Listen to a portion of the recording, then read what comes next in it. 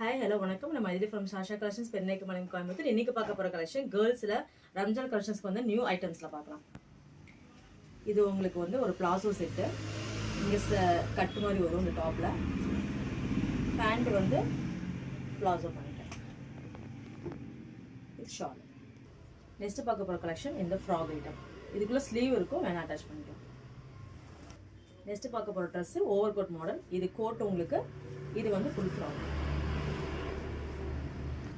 Next பார்க்க போகிற kurti model, palazzo pant. உங்களுக்கு இது கட் ஒர்க் வரும், டாப்பு ஷார்ட், ஸ்காலப் டிசைனோட வரும்.